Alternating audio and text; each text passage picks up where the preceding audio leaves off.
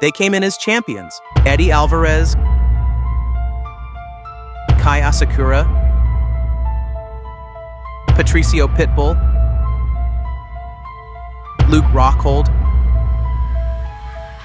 Shogun Rua, Brock Lesnar.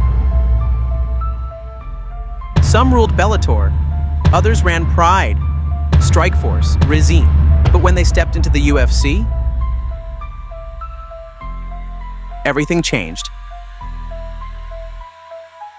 Before we get into it, subscribe if you respect real fight talk. Hit that like if you've seen kings fall. Let's get into the truth behind why champions crumble in the UFC. Eddie Alvarez was Bellator's underground king. War-tested, tough as nails. My spirit can't be broken. I simply will not quit until I win. I want to talk about the Philadelphia kid. Man, he's bringing it. Oh, beautiful spinning elbow by Alvarez. No one can break me. I will fight literally to the death.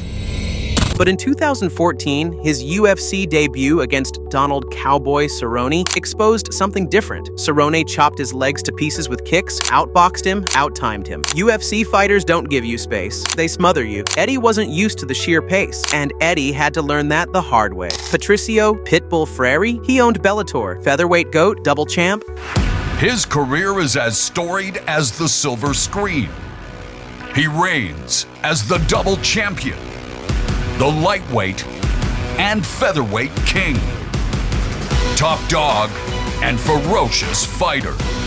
Patricio Pitbull Freire is pound for pound the greatest Bellator mixed martial artist. But on April 12th, 2025, he finally entered the UFC at UFC 314 against Yair Rodriguez. Pitbull was flat-footed. He couldn't handle Yair's kicks, movement, creativity. Yair stayed on the outside and painted him up like a canvas. Pitbull couldn't touch him. It was levels.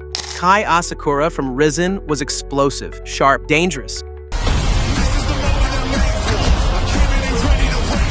is a vicious striker. 13 wins by knockout, 12 wins in the first round. The power that he can generate in his ways is just extraordinary. But he debuted against flyweight champ Alexandre Pantoja at UFC 310 in December 2024. The chaos Asakura used in Japan, Pantoja turned it into an opening. He dragged him into deep water, out-grappled him, then tapped him out. Fast, clean, no mercy. Rockhold ran through Strikeforce. Smooth striker, dangerous grappler. I feel like I'm a longer, more rangier fighter. Spinning back kick right to the breadbasket. I can play at my distance with the kicks. Oh, beautiful switch kick there. My jab, and then, if I want, I can take it to the ground, and I feel like I can dominate him there. Rockhold again, looking to finish with a flurry. I'm gonna get in there, I'm gonna get in his face, and I'm gonna prove a point. Rockhold putting on a show here now. Just disposing of opponent. Pulls me off. Rockhold goes in for the finish. It's gonna be good. And the fireworks, I guarantee.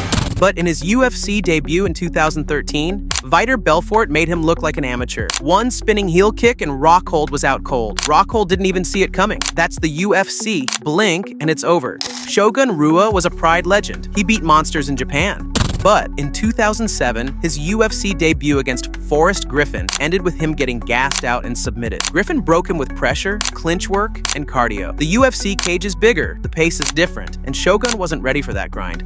Brock Lesnar, massive, powerful, a legit NCAA champ. But in his UFC debut in 2008, he met Frank Mir. Brock ragdolled him early, but one slip, and Mir snatched his leg and ended it. It was a lesson in finesse over brute force. So why do so many champions fail here? Because the UFC is another dimension. It's not about fame or belts from another league. It's about depth. Fighters who can switch styles mid-fight, exploit every mistake, and drag you into the deep end. Here, you're not special. You're just prey until proven otherwise. This is the UFC, where resumes don't save you, where hype dies fast, and where only the absolute best survive. Subscribe, like, and drop your thoughts in the comments. Who do you think can actually handle the UFC level? Because in this cage, the truth always comes out.